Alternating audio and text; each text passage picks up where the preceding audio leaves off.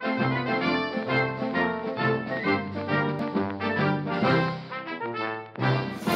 think Zane raced.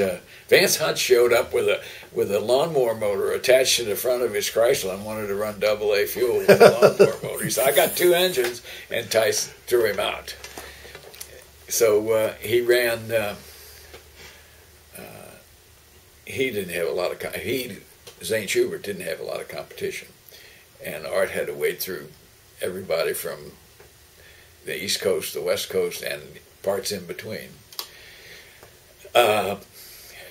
And when they got back to the shop, Cannon decided, I got to have one of those cars for me to drive. Because he'd always wanted to drive. He'd never been in the dragster before. And he was too big for the Hustler. So they bolted together a different car for Cannon to drive. And that's the car. That's Hustler 2, Roman numeral 2. Hustler TOO was a 2-engine car that Art built that made 1 run, and they decided to park it. They had 2 runs, and they decided it didn't work, so they parked it. Anyway, that's Hustler 2, and it started out with a Dodge in it. I think one of Red Wilson's Dodges. He was part of Will Cap. Red Wilson and Tony Capana owned Will Cap. And Red Wilson was a big-time boat racer with Dodges and DeSotos and stuff like that. And they put one of his motors in it and ran it, and then they built a Chrysler for it. And that's when it started to run good. But it was almost obsolete when they built it, because the longer wheelbase, the lighter cars were starting to happen. And so Hustler 3 was built. This is Hustler 3, which is I think this was the very first car Woody made outside of Northern California. Because it was definitely a Woody car. Was that shot taken? Pomona? Pomona, yeah. And the car ran really good. I think he had fast time quite often with that car. Year approximately? 64? Really? 63? Maybe even earlier than that, because it's still weed sweepers, and the break-off point is September of 64 for the upswept headers, which Cannon was involved in as well. So that was Hustler 4. 3 and 4 were kind of the same car. They made some changes, and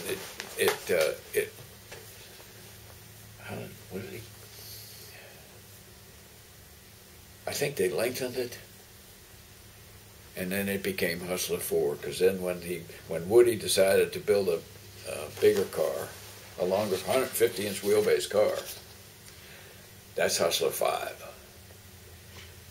And that's the car that was the first one to run 200 on the West Coast with those headers. And that's the car that first used zoomies? Was the first car to use zoomies, basically? Paul Sutherland and Ward and Chet Herbert were involved. Chet Herbert had the idea. Ward expedited the parts. Jim Ward? Jim Ward. And because Ward was tight, in this day and age, Ward was tight with Lefty and Herbert and those people. He had moved up here from San Diego, and he was working with Lefty on Ernie Chavez's car, and which is a Lefty product, Chrysler, and Ward drove that. And when Woody started making good cars, Ward started hanging around. And this car hit about the same time that the Yaco Plymouth car was built. This body was done by Willie Sutton, who was a bodybuilder, IndyCar bodybuilder and stuff like that. Cruzy copied this body for the Yaco Plymouth car in the same era. Sutherland put those headers together to use on his identical Charger too. And Peters didn't get the motor done in time. So they put him on Cannon's car, went to Long Beach and ran 200. And then Sunday they went to Sacramento and ran 200 again. So it was pretty much a done deal. And that went through the drag racing world like a dose of salt. Zip, everybody had them. From having weed sweepers to the Zumi headers. And they made them out of all different kind of stuff. And if you made it out of lightweight tubing, like most people did, they'd heat up and sag and kind of go when you got to the other end of the racetrack, because they glow red. They get plenty hot. So that gets us through Hustler 5. Hustler 6 was really a Woody car that he had all these tricks he wanted to try. Cannon was prepared to participate. Woody Gilmore, Paul Sutherland, and I worked together at Woody's place. And this particular car, this Hustler 6, had a hydraulic device that was mounted on the cross shaft behind the bell housing, and there were two blocks on the bell housing that held the other end of this hydraulic item. And when you stepped off of the brake pedal, this car had a torque master in it. Step off the brake pedal, it actuated the hydraulic system, and it lifted the engine about 2 inches. And it had, I think, a 4 or 5 second bleed off. So the engine would come up, the car would stay level, and then the engine would slowly come down as it got out toward the middle of the course. In theory. In theory, yeah. This is Woody's. Well, Woody was trying. He really took the chassis business by storm. Fuller was doing some really nice cars, but Woody stepped up and produced a lot of cars in a short period of time. Fuller would find a customer and build a car for him. He was building cars whether he had a customer or not, and they usually came along while he was putting them together, because we had jigs and we could build 3 cars at a time, as I recall, at the shop on Signal Hill. When we moved to Downey, it was even more efficient. We had an assembly section over here, and the chassis got built over in this section and what have you. So it was a much more efficient operation than anybody had applied to the chassis business since Scotty Finn. And that had only been maybe 3 or 4 years ahead. Prior to that Scotty Finn was the big deal. So this car not only had that lifting device in there, but the front motor mounts were saddles, and they rested on the chassis. And when you accelerated, that it would lift, and that was supposed to be traction enhancing devices.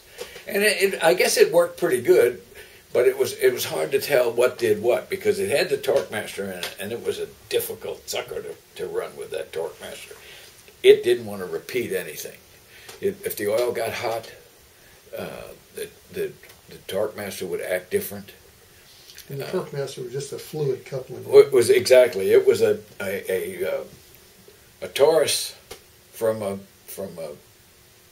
automatic transmission, but no automatic transmission. The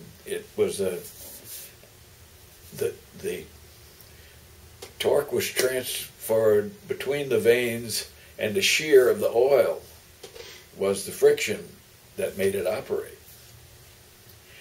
And you had to push it really fast to get it to turn the engine over. That's why he invented that Dolly. because we could go down to the end of the racetrack and go really fast and get the motor started. And then we pull into the staging area at Lyons and then pick the car up off of the dolly, drive the truck away, set it down. It was complicated. Mm-hmm. And so we debuted the car at Phoenix, along with the Ram Charger's first Woody car, and I think a couple of other cars that he had built. We went over there to race AHRA Winter Nationals. And the car ran good. Qualified, 775 or something like that, right in the middle of the pack. First run, Cannon drove it, Pete Ogden drove it. They wanted Pete to drive it during the eliminations because he was about 100 pounds lighter than Cannon. But Cannon made several passes in it. You can look at the two pictures and see the difference in the size of the driver of the stuff I showed you earlier. Is it there or is it here? So the AHRA Winter Nationals, when did they take place? Was it late 64? This is February of 65. February 65, okay. Yeah. This is Cannon in the car. And this is Pete Ogden standing in a truck with Gail. Right. We were over there. I'm over here somewhere. Yeah, that's me right there. And then here's the comparison of the two drivers. That's really makes it evident. This is Cannon.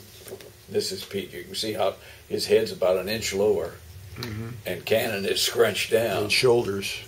So same car, same event. You see the black pickup back there. That was his push car. Yep.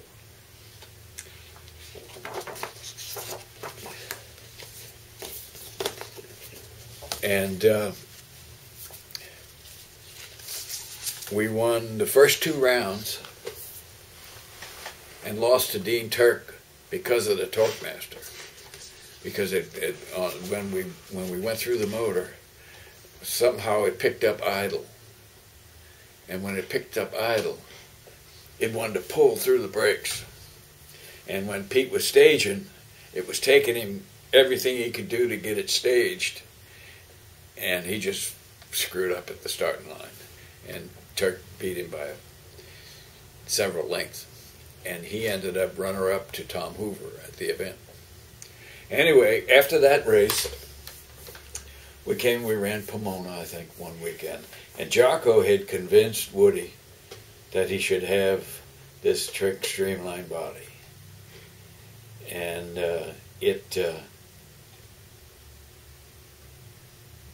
was one of Jocko's wet dreams, in my opinion.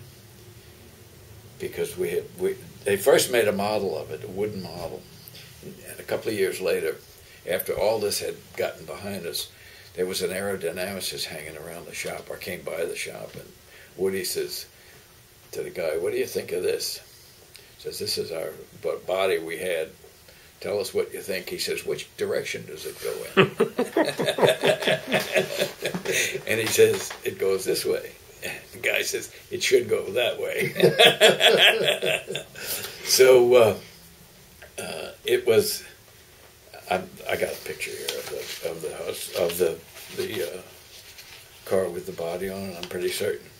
Anyway, Jocko's putting this body on it, and we're in a rush, and everything's in a rush in those days. We got it done in time for Bakersfield, and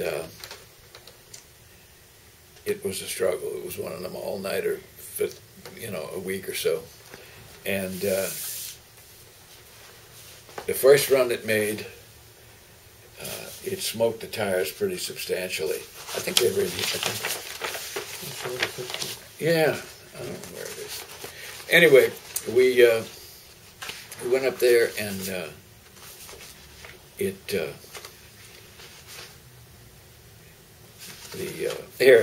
it is. That's the full body.